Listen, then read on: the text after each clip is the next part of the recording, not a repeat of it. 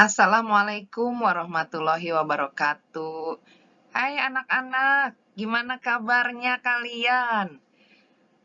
Seperti biasa kita bertemu lagi dengan Bu Wiwit nih. Hari ini kita akan melanjutkan pembelajaran kita. Yuk kita lihat, kita mau belajar apa ya? Nah, hari ini kita belajar keberagaman dan persatuan. Kemudian ini sebetulnya materi pembelajaran atau pelajaran apa ya?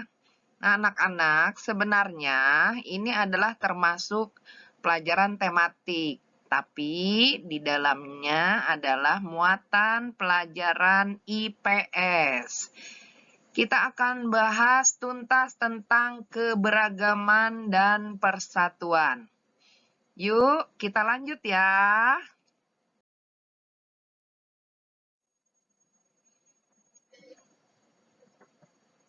Nah, anak-anak kita lihat bahwa Indonesia merupakan negara yang kaya akan budaya, suku bangsa, dan adat istiadat. Selanjutnya, Indonesia didiami oleh berbagai suku bangsa dengan keanekaragaman budayanya. Selanjutnya, keragaman budaya itu harus dilestarikan dan dijaga agar persatuan dan kesatuan bangsa itu tidak mudah terpecah belah ya. Selanjutnya, persatuan bangsa Indonesia itu diperkuat dengan peristiwa Sumpah Pemuda yang pada waktu itu dilaksanakan pengikraran atau janji ya pada tanggal 28 Oktober 1928. Selanjutnya, para pemuda di dalam peristiwa Sumpah Pemuda itu menyatakan kebulatan tekad rakyat Indonesia dipersatukan oleh satu nusa, satu bangsa, dan satu bahasa. Ya, demikian anak-anak. Kita lanjut ya.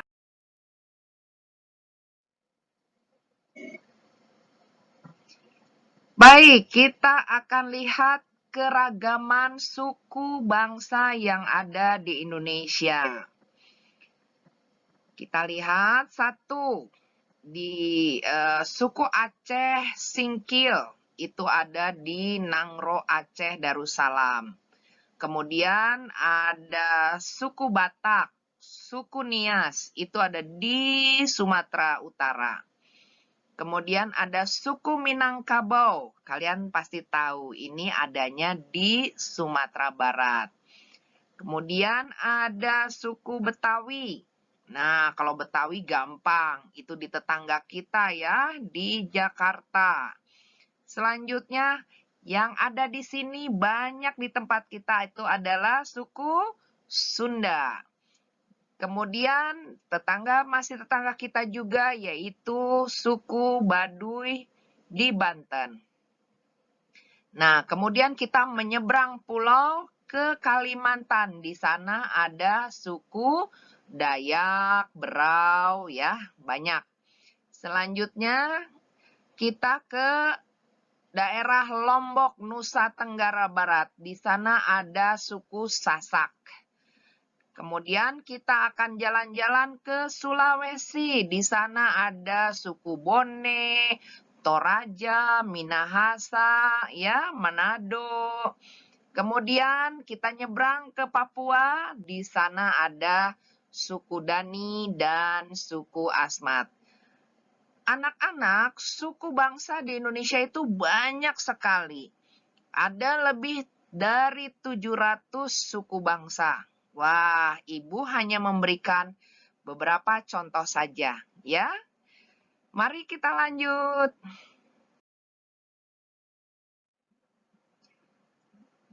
Nah, kita masuk ke keragaman budaya. Kalau tadi suku bangsa, sekarang ke keragaman budaya.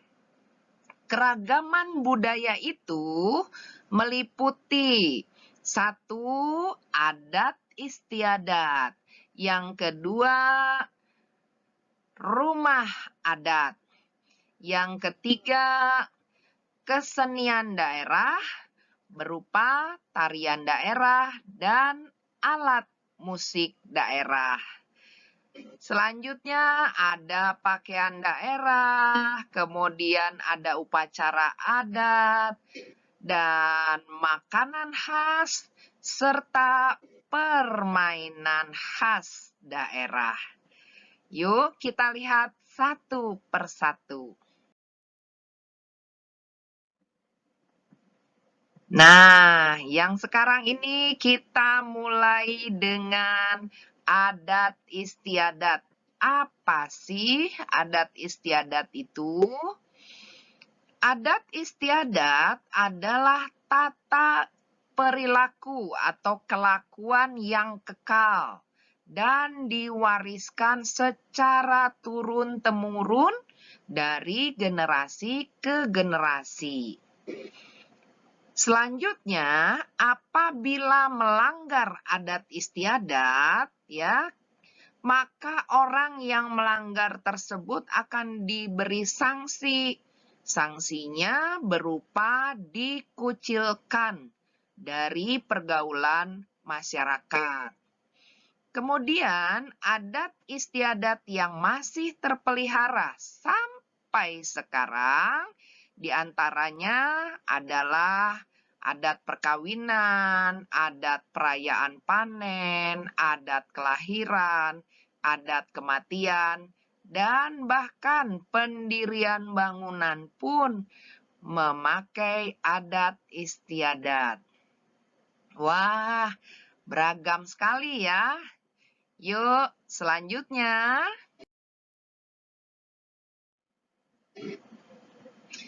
Kita kepada rumah adat. Nah, anak-anak, di sini kalian harus perhatikan contoh yang hanya sedikit saja yang Ibu tayangkan ya.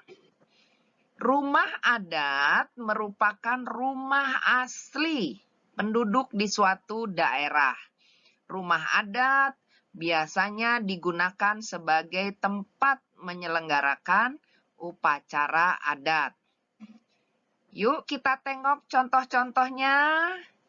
Kemarin di PPKN sudah ada. Sekarang Ibu tayangkan kembali. Rumah Gadang merupakan rumah adat suku Minangkabau atau kadang-kadang disingkat menjadi suku Minang. Selanjutnya ada rumah Bailoe. Nah, ini adalah rumah adat yang ada di Maluku. Ya. Berikutnya ada Honai. Nah, ini yang bentuknya sangat khas sekali.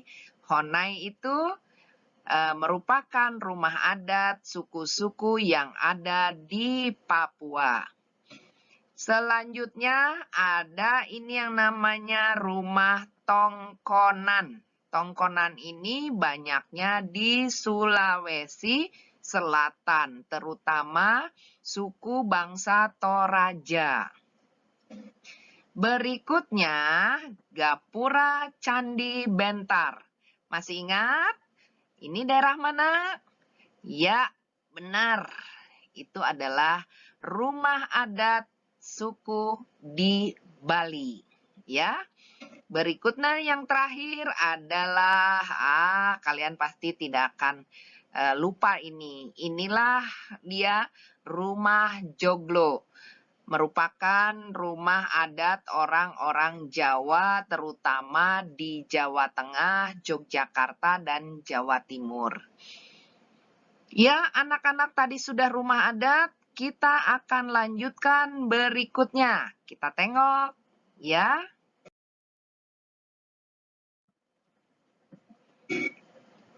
Kita sekarang masuk ke kesenian daerah, terutama tarian daerah.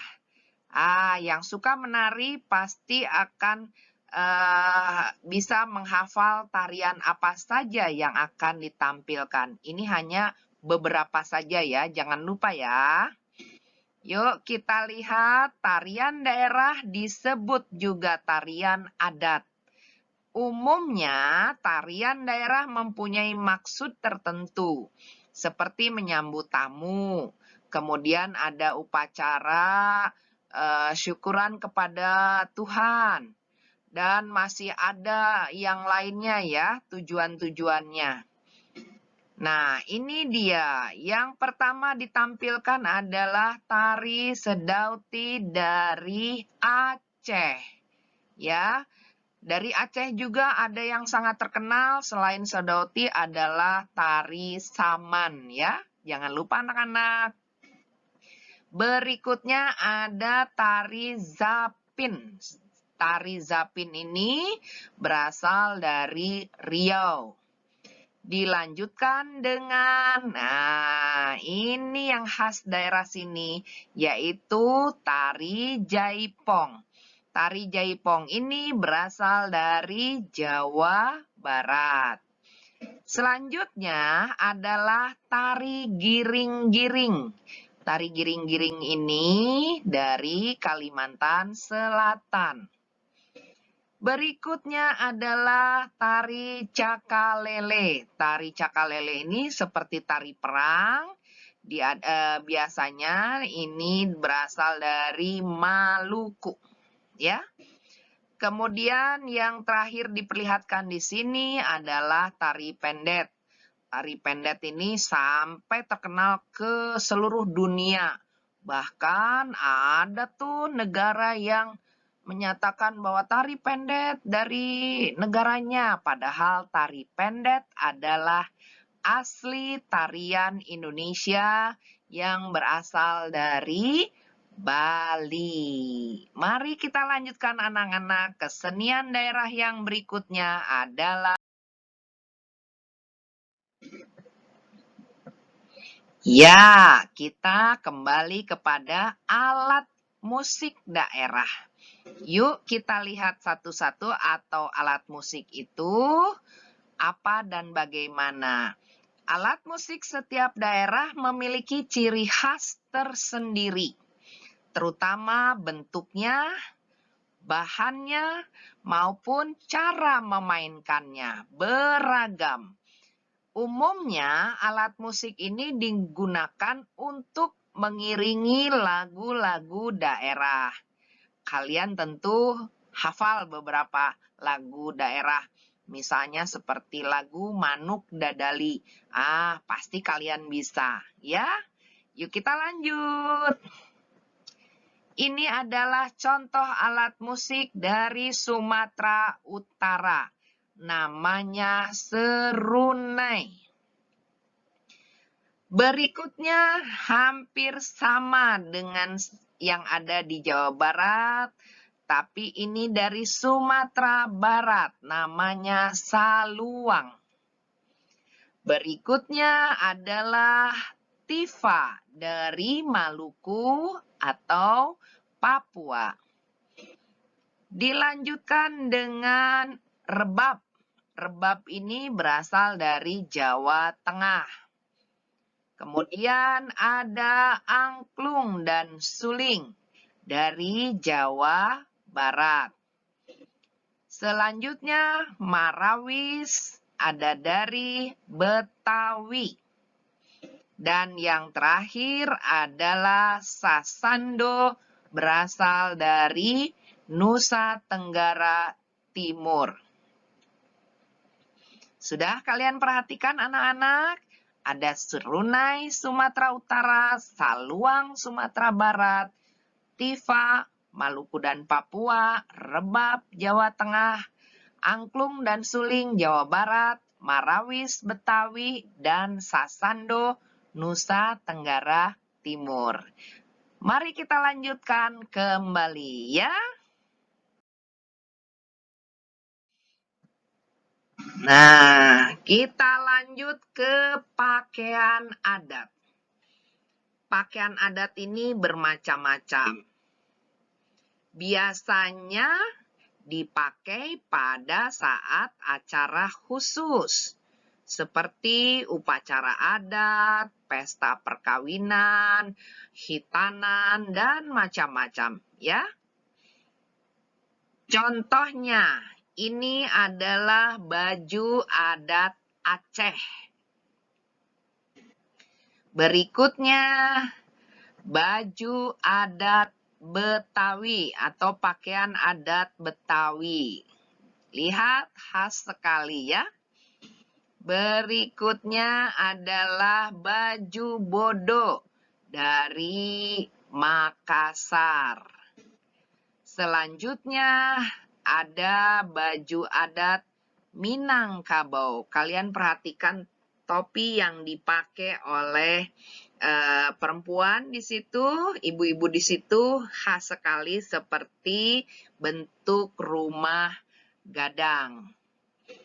Kita lanjutkan, ini adalah baju adat dari Maluku, terutama di wilayah Ambon. Kemudian ini adalah baju adat Sasak. Sasak itu adalah salah satu suku bangsa di Lombok. Berikutnya ini adalah pakaian adat atau baju adat suku Dayak dari Kalimantan Barat. Nah, itulah contoh-contoh dari pakaian adat. Yuk, kita lanjutkan.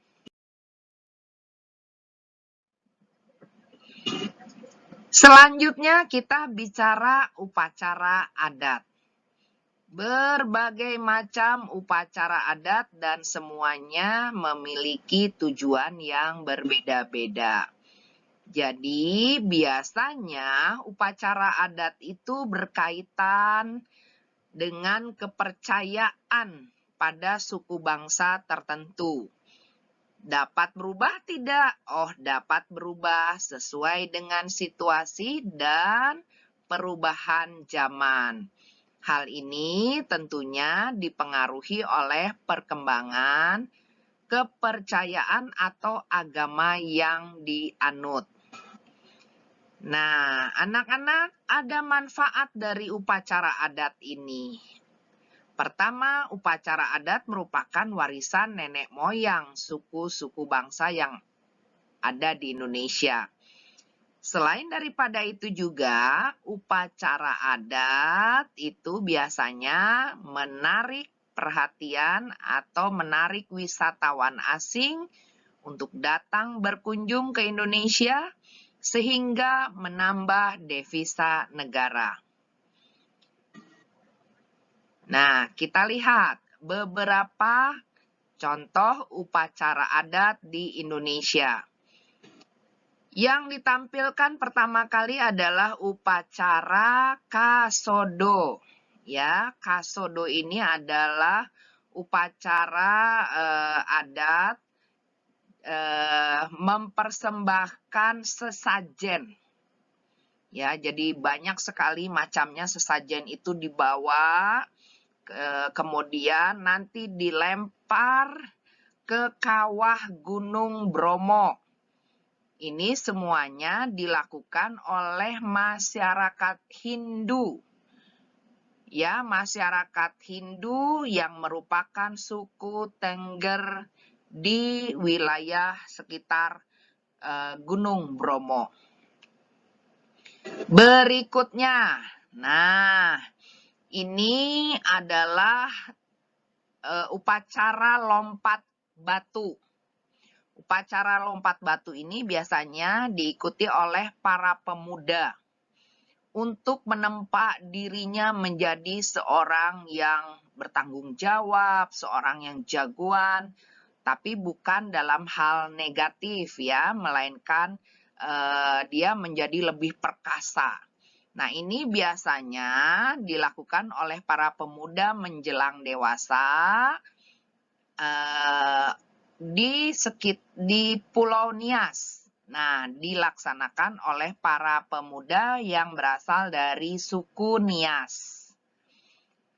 Baik, baru 2 ya untuk upacara adat. Kita lanjut.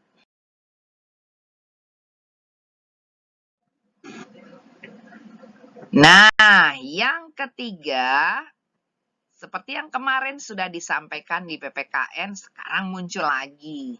Nah, ini adalah upacara ngaben.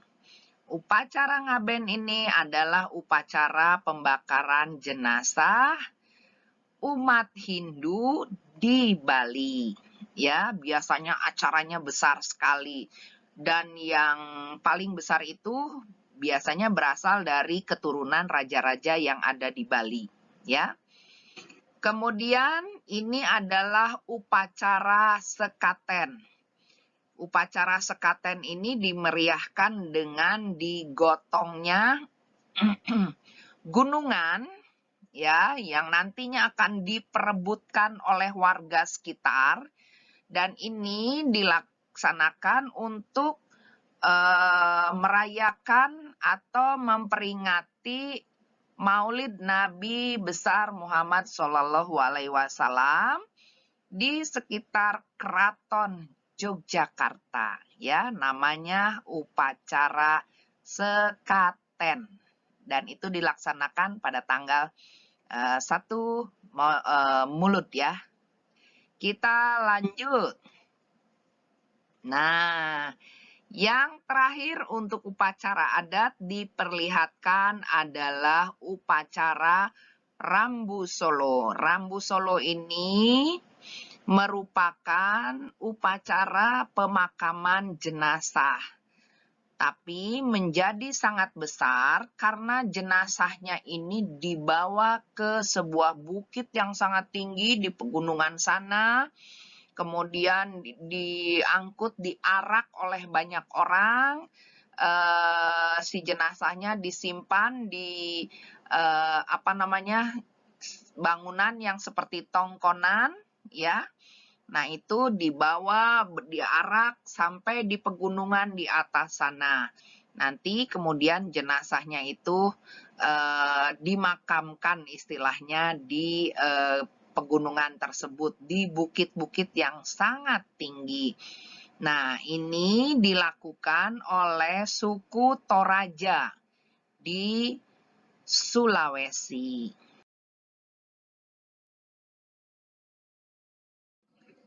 Baiklah anak-anak, demikian penjelasan pembelajaran tentang keberagaman dan persatuan.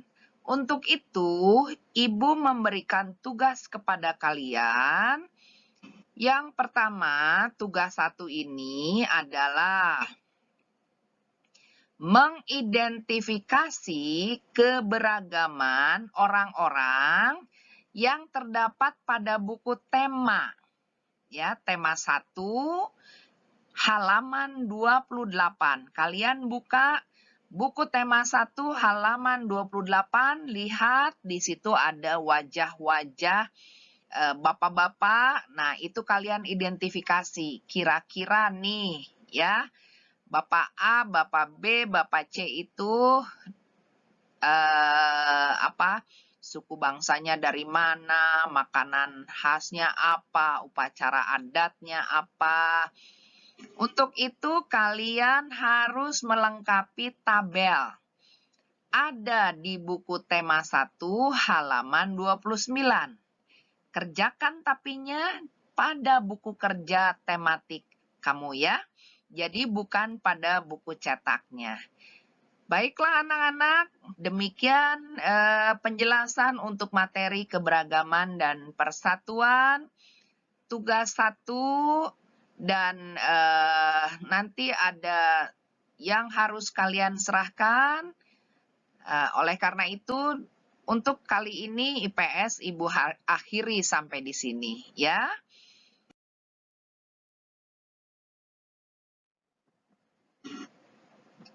Baiklah anak-anak, untuk itu Ibu akhiri. Sekian dan terima kasih. Selamat belajar.